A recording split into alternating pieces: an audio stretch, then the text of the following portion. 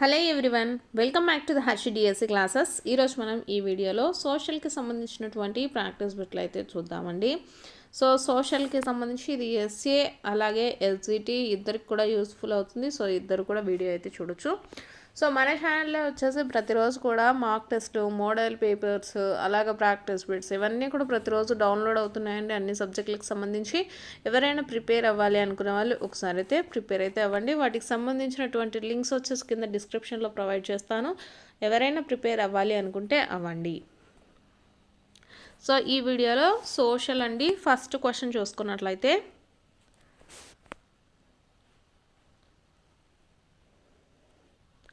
సూర్యునికి సంబంధించి సరికాని వాక్యాన్ని గుర్తించండి అనేసి ఇచ్చారండి. ఆప్షన్స్ చూసుకుంటే, సూర్యుడు సౌర కుటుంబం మధ్యలో ఉన్నాడు. ఇది కరెక్టే. సౌర కుటుంబానికి అవసరమైనటువంటి వేడి కాంతిని సూర్యుడు అందిస్తాడు. ఇది కూడా కరెక్టేనండి. భూమి నుండి సూర్యుడు సుమారు 150 మిలియన్ల కిలోమీటర్ల దూరంలో ఉన్నాడు. ఇది కూడా కరెక్టే. సూర్యుని ఉపరితలంపై దాదాపు ఎన్ని డిగ్రీల ఉష్ణోగ్రత ఉంటుందండి? ఇక్కడ మనకు 1,00,000 డిగ్రీలు ఇచ్చిండ్రు. మనకు జనరల్గా ఎంత ఉంటుంది? 6,000 డిగ్రీల ఉష్ణోగ్రత ఉంటుందండి. 6,000 డిగ్రీల సెల్సియస్ ఉష్ణోగ్రత అయితే సూర్యుని ఉపరితలం పైన ఉంటుంది. ఇక్కడ సంబంధించని వాక్యం కాబట్టి కరెక్ట్ ఆన్సర్ ఏమవుతుందండి? ఆప్షన్ 3. నెక్స్ట్ క్వశ్చన్ చూద్దాము.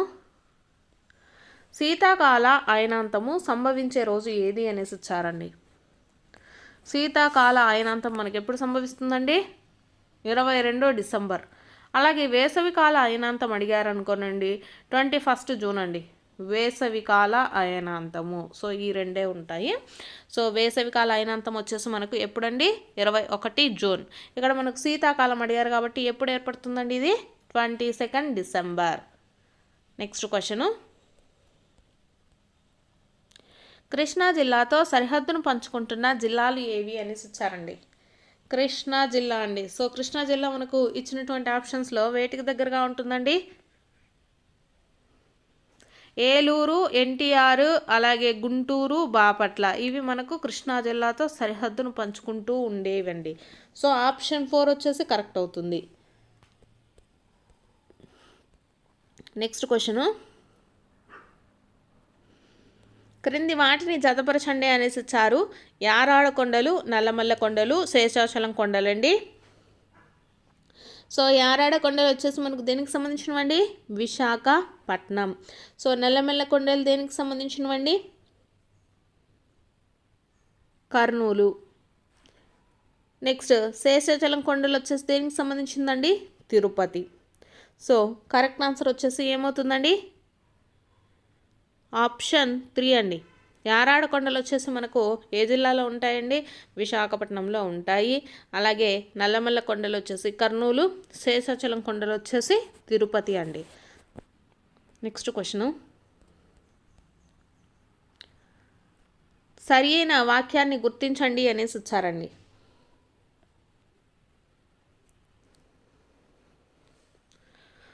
ఇది వచ్చేసి మనకు బౌద్ధ వాగ్మేయంలోని సుత్తపీఠికలో గల 5 నికాయలలో 3వది మధ్యమ నికాయ అనేసి ఇచ్చారండి. బౌద్ధ వాగ్మేయంలోని సుత్తపీఠికలో గల 5 నికాయాలలో మొదటిది దిగానికాయ అనేసి ఇచ్చారు. మొదటిది వచ్చేసి మనకు దిగానికాయ అండి. 5వది వచ్చేసి మధ్యమ నికాయ కాదు, ఇది 3rd వన్ అండి. ఇది మనకు రాంగ్. సరి అయింది వచ్చేసి ఓన్లీ 2 వచ్చేసాం. బి ఓన్లీ కరెక్ట్ అండి. Option 2 correct. Next question. సరైన కాలక్రమ వరుసతో అమర్చిన రాజుల వరుసను గుర్తించండి అనేసి ఇచ్చారండి. ఇక్కడ ఇచ్చినటువంటి వాటిలో చూసుకున్నట్లయితే ఫస్ట్ వచ్చేసి మనకు చంద్రగుప్త మౌర్యుడు పరిపాలించినటువంటి రాజండి. ఎప్పుడు పరిపాలించారంటే క్రీస్తు పూర్వం అండి. క్రీస్తు పూర్వం ఎప్పటి నుంచి అండి? 321 అండి. ఇవన్నీ మనకు క్రీస్తు పూర్వానికి సంబంధించినవి. ఏ సంవత్సరాల్లో చెప్తాను? 321 నుంచి 297 అండి. ఎవరు? చంద్రగుప్త మౌర్యుడు. నెక్స్ట్ వచ్చేసి బిందుసారుడు అండి. ఇతను వచ్చేసి 297వ సంవత్సరం నుంచి 273 వరకు. నెక్స్ట్ అశోకుడు అండి. తర్వాత అశోకుడు వచ్చేసి మనకు 268 అండి. 68 నుంచి 232 వరకు. నెక్స్ట్ సముద్రగుప్తుడండి 335 నుంచి మనకు క్రీస్తు శకం అండి. సముద్రగుప్తుడు వచ్చేసి మనకు గుప్తుల కాలంలో పాలించినటువంటి రాజు కాబట్టి ఇతను క్రీస్తు శకం 335 నుంచి 375 సంవత్సరం వరకు పరిపాలించడం జరిగింది. సో కాబట్టి కరెక్ట్ వరుస ఏదండి? ఫస్ట్ వచ్చేసి చంద్రగుప్త మౌర్య, అలాగే బిందుసారుడు, నెక్స్ట్ అశోకుడు, తర్వాత సముద్రగుప్తుడు అండి. సో ఇది వారి యొక్క కాలాలు. So option 2 correct. Next question, ఇవ్వబడిన ప్రదేశాలను వాటి ఉనికి ఆధారంగా ఉత్తరం నుండి దక్షిణానికి అమర్చండి అనేసి వచ్చారండి. ఉత్తరం నుంచి దక్షిణానికి ఫస్ట్ది ఏంటిదండి? సాంచి, తర్వాత అజంతా, తర్వాత బాదామి అండి. Option 4 correct. ఉత్తరం నుంచి దక్షిణానికి, ఉత్తరాన ఫస్ట్ మనకి ఏముంది? సాంచి వస్తుంది, తర్వాత అజంతా, తర్వాత బాదామి అండి. నెక్స్ట్ క్వశ్చను, తైమూర్ దండయాత్ర కాలం నాటికి భారతదేశంలో ఢిల్లీ కేంద్రంగా పరిపాలించబడుతున్న సుల్తానుల వంశం ఏది అనేసి అడుగుతున్నారు. తైమూర్ దండయాత్ర కాలంలో అండి ఎవరండి పరిపాలించింది? తుగ్లక్ వంశము. సో ఆప్షన్ 2 కరెక్ట్ అండి. నెక్స్ట్, ఢిల్లీ కాపురా నగరాన్ని నిర్మించిన వారు ఎవరు? సో ఎవరండి? చాలాసార్లు కూడా మనల్ని అడగడం జరిగింది టెట్లో. ఢిల్లీ కాపురా నగరాన్ని నిర్మించిన వారు ఎవరండి? తోమర వంశం అండి. ఆప్షన్ 2 అండి. నెక్స్ట్ క్వశ్చను, నెక్స్ట్ వచ్చేసి మ్యాచ్ ద ఫాలోయింగ్ ఇవ్వడం జరిగింది. భూమధ్యరేఖా ప్రాంతము, సవన్న, ఎడారి ప్రాంతము, టైగా ప్రాంతానికి సంబంధించి ఇచ్చారు. సో ఇక్కడ చూసుకున్నట్లయితే భూమధ్యరేఖ ప్రాంతము 5 డిగ్రీల నుంచి 10 డిగ్రీలు ఉత్తర దక్షిణ అక్షాంశాలు. సో ఏకి ఏనేనండి. నెక్స్ట్ సవర్ణ అండి. సవర్ణ వచ్చేసి మనకు 10 డిగ్రీల నుంచి 20 డిగ్రీల ఉత్తర దక్షిణ అక్షాంశాలు. ఎడారి ప్రాంతం చూసుకున్నట్లయితే మనకు వచ్చేసి 15 డిగ్రీస్ టు 30 డిగ్రీస్ అవుతుందండి. టైగా ప్రాంతం వచ్చేసి 55 డిగ్రీల నుంచి 70 డిగ్రీల ఉత్తర దక్షిణ అక్షాంశాలండి. సో మనకు భూమధ్యరేఖ ప్రాంతం ఎక్కడండి? 5 డిగ్రీల నుంచి 10 డిగ్రీలు అండి. సో ఆప్షన్ 1 కరెక్ట్ అవుతుంది. నెక్స్ట్ క్వశ్చన్, ఢిల్లీ సుల్తాన్ల పాలనలో సుల్తాన్పూర్ రాష్ట్ర ధాన్యాగారంలో పనిచేసినటువంటి భక్తి ఉద్యమకారుడు ఎవరు? సో ఎవరండి? గురునానక్ అండి. ఆప్షన్ 2. ఢిల్లీ సుల్తాన్ల పాలనలో సుల్తాన్పూర్ రాష్ట్ర ధాన్యాగారంలో పనిచేసినటువంటి భక్తి ఉద్యమకారుడు ఎవరు? గురునానక్. ఆప్షన్ 2. నెక్స్ట్ క్వశ్చను, మార్కెట్ల రకాలకు చెందిన వాటిలో భిన్నమైన దాన్ని కనుగొనండి అనేసి వచ్చారండి. సో ఇక్కడ మనకు స్థానిక మార్కెట్లు, ప్రాంతీయ మార్కెట్లు, జాతీయ మార్కెట్లు ఇవన్నీ ఒకటి. సో వీక్లీ మార్కెట్స్ ఇవి వేరండి. సో కాబట్టి ఆప్షన్ 4 వచ్చేసి కరెక్ట్ అవుతుంది. వారాంతపు మార్కెట్లు అనేది భిన్నమైనది దీంట్లో. నెక్స్ట్ది, మన్సూరి నాయకుల రాజధాని రేకపల్లె ఈ నదీలోయ ప్రాంతంలో ఉండడం వల్ల ముస్లిం దండయాత్రల నుండి వ్యూహాత్మకంగా రక్షించబడింది అనేసి వచ్చారండి. సో ఏ నది లోయలో ఉంటుందండి ఇది? షబరి నది అండి. షబరి నది. ఇక్కడ మనకు మన్సూర్ నాయకుల రాజధాని అయినటువంటి రేకపల్లె వచ్చేసి మనకి ఎక్కడ ఉంటుందండి? షబరి నది లోయ ప్రాంతంలో ఉండటం వల్ల ఇదేంటిది? ముస్లిం దండయాత్రల నుంచి వ్యూహాత్మకంగా రక్షించబడిందండి. So option 4 correct. Next question, Nizamuddin Auliya వీరి శిష్యుడు అనేసి వచ్చారండి. ఎవరి శిష్యుడు అండి? బాబా ఫరీద్. నిజాముద్దీన్ ఔలియా వచ్చేసి ఎవరి శిష్యుడు? బాబా ఫరీద్. ఆప్షన్ 4 అండి.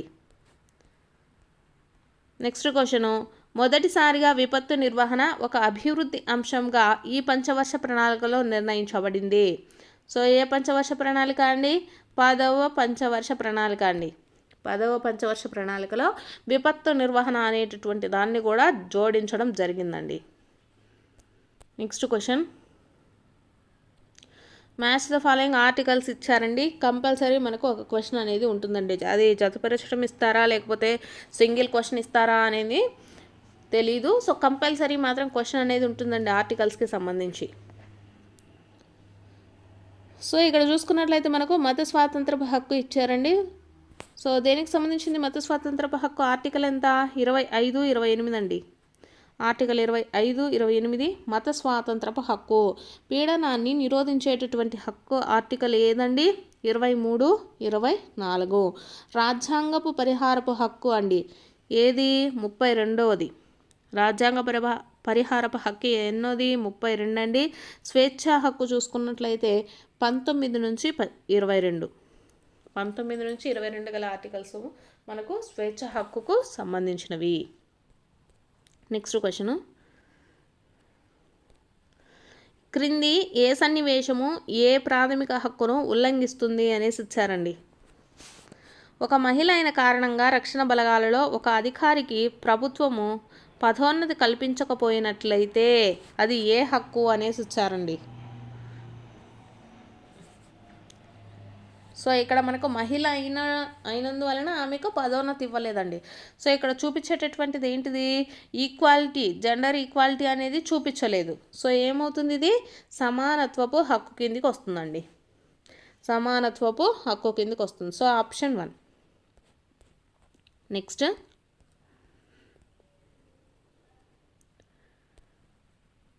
ఈ తేదీన ఆంధ్రప్రదేశ్లో ఉచిత నిర్బంధ ప్రాథమిక విద్యా హక్కు చట్టం అమల్లోకి వచ్చింది అనేసి ఇచ్చారండి. RTE act very very important అండి. మనకు ఆర్టీఈ యాక్ట్ అనేది మనకు ఎప్పుడు అమల్లోకి వచ్చిందండి? ఏప్రిల్ 1, 2010. ఏప్రిల్ 1, 2010 అండి. ఆప్షన్ 2. నెక్స్ట్ క్వశ్చను, ఈ కేసులో సుప్రీంకోర్టు రాజ్యాంగంలోని ఆర్టికల్ 21 ప్రకారము జీవించే హక్కు ప్రాథమిక హక్కు అని పేర్కొంది అనేసి ఇచ్చారండి. కాలుష్యరహిత నీరు, గాలిని పొందే హక్కు జీవించే హక్కులో అంతర్భాగమని సుప్రీంకోర్టు పేర్కొంది అనేసి ఇచ్చారండి. సో ఏ కేసులోనండి? Subhash Kumar versus state of Bihar అండి. ఆప్షన్ 4 అనమాట. ఏ కేసులోనండి? ఇక్కడ మనకు సుప్రీంకోర్టు రాజ్యాంగంలో ఆర్టికల్ 21 ప్రకారము జీవించే హక్కు ప్రాథమిక హక్కు అని పేర్కొంది. దాంతోపాటు కాలుష్యరహిత నీరు, గాలిని పొందే హక్కు జీవించే హక్కులో అంతర్భాగమని సుప్రీంకోర్టు మనకు ఏ కేసులో తీర్పునిచ్చింది? Subhash Kumar versus state of Bihar అండి. ఎప్పుడు? 1991. సుభాష్ కుమార్ అండి. ఇక్కడ మనకు సురేష్ ఇచ్చారు, సుభాష్ ఇచ్చారు. సుభాష్ కుమార్ అండి. ఆప్షన్ 4. నెక్స్ట్, మెరుగైన విద్య, గృహ, ఆరోగ్య సౌకర్యాలు ఉన్న ప్రాంతంలో జనసాంద్రత ఎక్కువగా ఉంటుంది. ఈ సందర్భంలో జనాభా విస్తరణను ప్రభావితం చేసే కారకం ఏది అనేసి ఇచ్చారండి. సో అవన్నీ మనకు దేని కిందికి వస్తాయండి? సామాజిక కారకాల కిందికి వస్తాయి. మెరుగైన గృహ కానీ, విద్య, ఆరోగ్య సౌకర్యాలు ఇవన్నీ కూడా మనకు దేనికి సంబంధించినవి? సామాజిక కారకాలు. ఆప్షన్ 4 కరెక్ట్ అండి.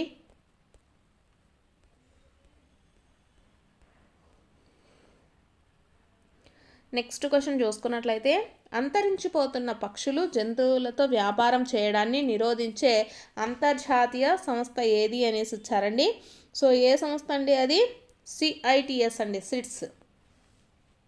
Option 4 correct. నెక్స్ట్ క్వశ్చన్ చూసుకున్నట్లయితే, ఇనుము, ఉక్కు పరిశ్రమ యొక్క ఉత్పాదకాలు ఏవి అనేసి ఇచ్చారండి. ఇనుము, ఉక్కు పరిశ్రమకు మనకు ఏమేమి వస్తాయండి? దాంట్లో ముడి ఇనుము, బొగ్గు ఉంటుంది, అలాగే సున్నపు రాయి ఉంటుంది. దానికి సంబంధించి మనము శ్రమ, భూమి ఉంటుంది, మూలధనం, ఇవన్నీ కూడా ఉత్పాదకాలుగా మనము చెప్తామండి. ఇనుము, ఉక్కు పరిశ్రమ యొక్క ఉత్పాదకాలుగా ఏం చెప్తామండి? మూలధనము, శ్రమ, భూమి, సున్నపు రాయి, ముడి ఇనుము, బొగ్గు, ఇవన్నీ కూడా మనకు ఉత్పాదకాలే అవుతాయండి. సో కాబట్టి కరెక్ట్ ఆప్షన్ ఏమవుతుంది? ఆప్షన్ 4. నెక్స్ట్ది, ఈస్ట్ ఇండియా కంపెనీ ఈ మొఘలుల చక్రవర్తులచే సుంకం లేకుండా వ్యాపారం చేసుకునే హక్కును దారాదత్తం చేసినట్లు ఒక ఫర్మానా ఇచ్చేలా ఒప్పించింది అనేసి ఇచ్చారండి. సో ఎవరండి అతను? ఔరంగజేబ్ అండి. ఎవరి చేత? ఔరంగజేబ్ చేత. సో ఈస్ట్ ఇండియా కంపెనీ వచ్చేసి వర్తకం చేస్తూ ఉండేది కదా. సో ఆ టైంలో మొఘల్ చక్రవర్తి ఏ మొఘల్ చక్రవర్తి అండి? ఔరంగజేబు వచ్చేసి మనకు సుంకం లేకుండా వ్యాపారం చేసుకునేటటువంటి హక్కును దారాదత్తం చేస్తున్నట్లు ఒక ఫర్మానా ఇచ్చేటట్లు ఒప్పించారండి. సో ఎవరు ఒప్పించింది? ఔరంగజేబు. ఆప్షన్ 3.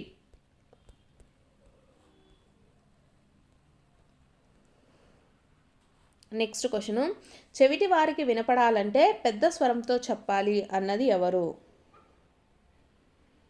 సో ఎవరండి? భగత్ సింగ్ అండి.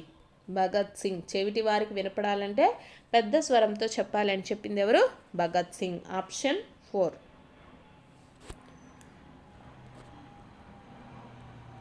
నెక్స్ట్ క్వశ్చను, 1929లో ఇతని అధ్యక్షతన జరిగిన కాంగ్రెస్ సమావేశంలో పూర్ణ స్వరాజ్యం కోసం పోరాడాలన్న తీర్మానం చేయబడింది అనేసి ఇచ్చారండి. సో 1929లో జరిగిన కాంగ్రెస్ సమావేశంలో అధ్యక్షుడు ఎవరండి? జవహర్లాల్ నెహ్రూ అండి. Jawaharlal Nehru. Option 4 correct. Next question, Andaman Nicobar దీవులు మరియు లక్షద్వీపులతో కలుపుకొని భారత ప్రధాన భూభాగం యొక్క తీర ప్రాంతం మొత్తం పొడవు ఎంత అనేసి ఇచ్చారండి. ఇక్కడ మనకు అండమాన్ నికోబార్ దీవులు అలాగే లక్షద్వీపులు అండి, ఈ రెండు కలుపుకున్న తర్వాత భారతదేశ ప్రధాన భూభాగం యొక్క తీర ప్రాంతం మొత్తం పొడవు ఎంతండి? 7516.6 అండి. 7516.6 కిలోమీటర్స్. నెక్స్ట్ క్వశ్చను, సరి అయిన వాక్యాన్ని గుర్తించండి అనేసి ఇచ్చారండి. ఫస్ట్ చూసుకుంటే వాతావరణం అనగా విశాల ప్రదేశంలో ఒక సుదీర్ఘ కాలంలో నెలకొన్న వాతావరణ పరిస్థితుల వైవిధ్యతలన్నింటి మొత్తాన్ని సూచిస్తుంది అనేసి ఇచ్చారండి. ఆప్షన్ బి చూసుకున్నట్లయితే వాతావరణం అనేది ఏ సమయంలోనైనా ఒక ప్రాంతంలో నెలకొన్న వాతావరణ స్థితిని సూచిస్తుంది అనేసి ఇచ్చారు. సో రెండిట్లో ఏది కరెక్ట్ అండి వాతావరణానికి సంబంధించి? సో ఇక్కడ మనకు ఆప్షన్ బి మాత్రమే కరెక్ట్ అవుతుందండి వాతావరణానికి సంబంధించి. వాతావరణం అంటే ఏంటిది? మనకు ఏ సమయంలోనైనా మనకు చేంజెస్ అనేటివి వస్తాయండి వాతావరణంలో. కాబట్టి వాతావరణం అనేది ఏ సమయంలోనైనా ఒక ప్రాంతంలో నెలకొన్న వాతావరణ స్థితిని సూచిస్తుందండి. సో ఇక్కడ సుదీర్ఘ కాలంలో నెలకొన్న వాతావరణ పరిస్థితులను వాతావరణం అని చెప్పరు. సో కాబట్టి ఆప్షన్ బి ఓన్లీ కరెక్ట్ అండి. నెక్స్ట్, ఫ్రాన్స్ జాతీయ గీతం ఏది అనేసి వచ్చారండి. ఫ్రాన్స్ జాతీయ గీతం ఏదండి? మార్సెయిల్స్ అండి.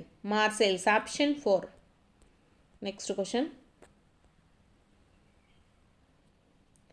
శాంతికి మానవత్వానికి వ్యతిరేకంగా నేరాలకు పాల్పడ్డ నాజీ యుద్ధ నేరస్తులను విచారించడానికి అంతర్జాతీయ సైనిక ట్రిబ్యునల్ను ఏర్పాటు చేసిన ప్రాంతం ఏది అనేసి వచ్చారండి.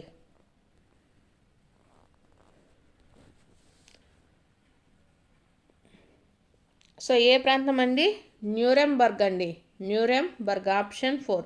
శాంతికి మానవత్వానికి వ్యతిరేకంగా నేరాలకు పాల్పడినటువంటి నాజీ యుద్ధ నేరస్తులండి. నాజీ యుద్ధ నేరస్తులను విచారించడానికి అంతర్జాతీయ సైనిక ట్రిబ్యునల్ అయితే ఏర్పాటు చేసింది. సో అది ఎక్కడ ఏర్పాటు చేశారు అంటే న్యూరెంబర్గ్. ఆప్షన్ 4. నెక్స్ట్ది, ప్రముఖ నియంత పిన్చిట్ పరిపాలించిన దేశం ఏది? పినోచిట్. సో ఏ దేశం అండి? చిలీ దేశం అండి. ఆప్షన్ 4. ప్రముఖ నియంత్ర పినోచిట్ పరిపాలించిన దేశం వచ్చేసి చిలీ. ఆప్షన్ 4. నెక్స్ట్ది, ప్రతి సంవత్సరము జాతీయ ఓటర్ల దినోత్సవం జరుపుకునే రోజు ఏది అనేసి ఇచ్చారండి.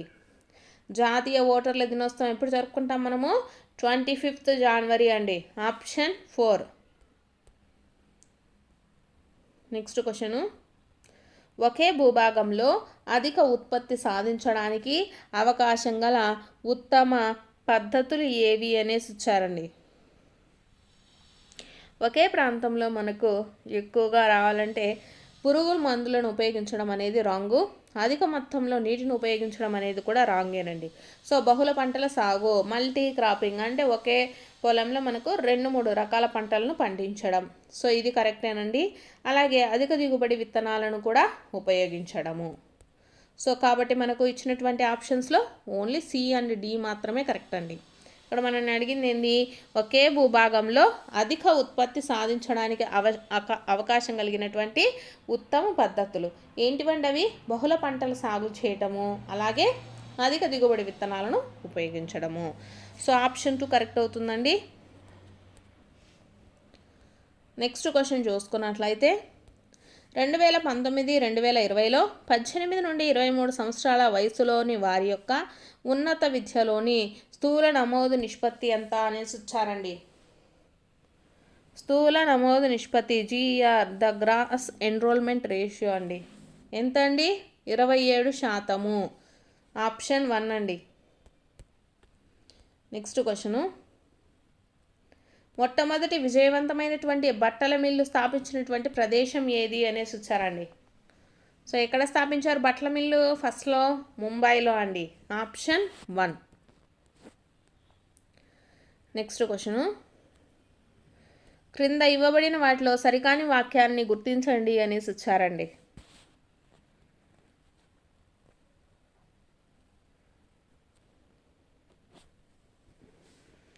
సరికానిది వచ్చేసి ప్లేసర్ డిపాజిట్లలో లభించే ఖనిజాలకు తుప్పు పట్టే లక్షణం ఉంది అని ఇవ్వడం జరిగింది. ఇది సరికానటువంటి వాక్యం అండి. మిగిలినవి చూద్దాము. కొన్ని ఖనిజాల లోయ ఉపరితలపు ఇసుకలో కొండ క్రింద భాగంలో ఒండ్రు నిక్షేపాలు ఏర్పడతాయి. ఈ నిక్షేపాలను వచ్చేసి ఏమంటారంటే ప్లేసర్ డిపాజిట్స్ అని పిలుస్తారంట అండి. సో ఈ బంగారము, వెండి, తగరము, ప్లాటినము ఈ నిక్షేపాలలో లభించేటటువంటి ముఖ్యమైన ఖనిజాలు. అలాగే వీటితో పాటు ఏంటిదంటే ఈ ప్లేసర్ డిపాజిట్లో లభించే ఖనిజాలకు తుప్పు పట్టే లక్షణం ఉండదండి. అంత ఎక్కువగా తుప్పు అయితే పట్టవు. సో ఇక్కడ పడతాయి అనేసి ఇచ్చారు కాబట్టి రాంగ్ అదొక్కటే.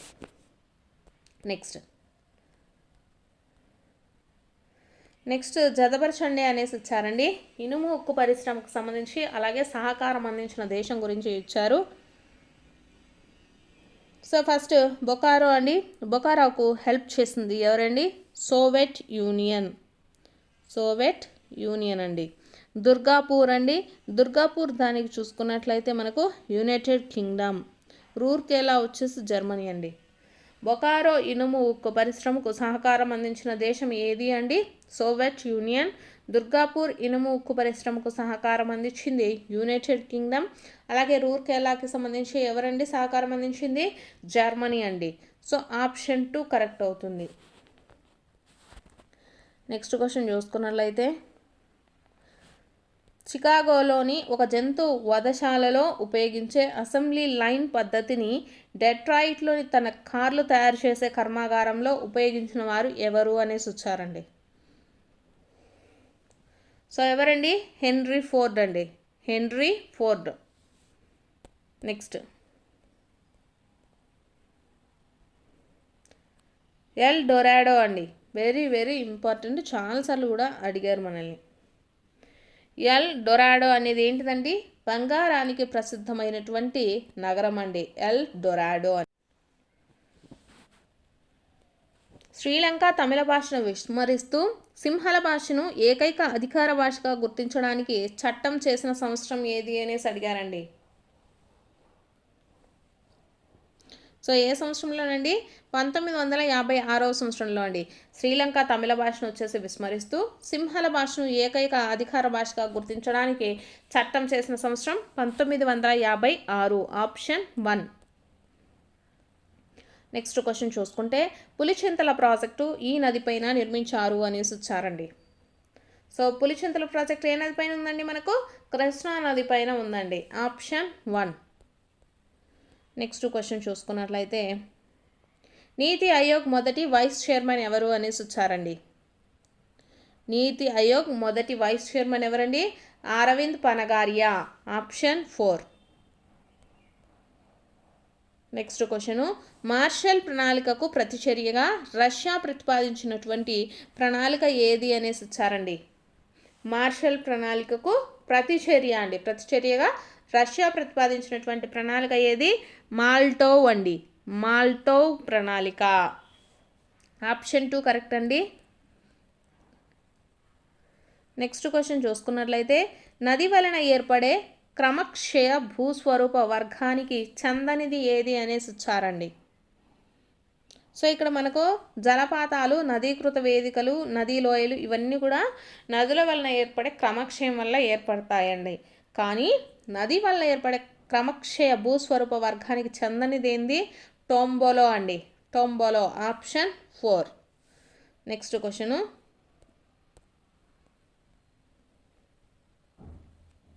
ఢిల్లీ సుల్తాన్ల కాలంలో గుర్రాల ద్వారా జరిపే తపాలా బదిలీ వ్యవస్థను ఇలా పిలుస్తారు. సో ఏమని పిలుస్తారండి దాన్ని? ఉలుక్ అంటారండి. ఉలుక్. ఢిల్లీ సుల్తాన్ల కాలంలో వచ్చేసి మనకు గుర్రాల ద్వారా జరిపేటటువంటి తపాలా బదిలీ వ్యవస్థను ఏమని పిలుస్తారు? ఉలుక్ అనేసి పిలుస్తారు. నెక్స్ట్ క్వశ్చను ద్రవ్యోల్బణ రేటు 4 నుంచి 10% మధ్యలో ఉంటే అప్పుడు దానిని ఇలా పిలుస్తారు అనేసి వచ్చారండి. 4 నుంచి 10 మధ్యలో ఉంటే దాన్ని ఏమంటామండి? పరిగెత్తే ద్రవ్యోల్బణము అంటాం. రన్నింగ్ ఇన్ఫ్లేషన్ అండి. పరిగెత్తే ద్రవ్యోల్బణము. ఇవి వచ్చేసి సోషల్కి సంబంధించినటువంటి బిట్స్. మీకు కనుక వీడియో నచ్చితే తప్పకుండా లైక్ చేయండి, అలాగే సబ్స్క్రైబ్ కూడా చేసుకోండి.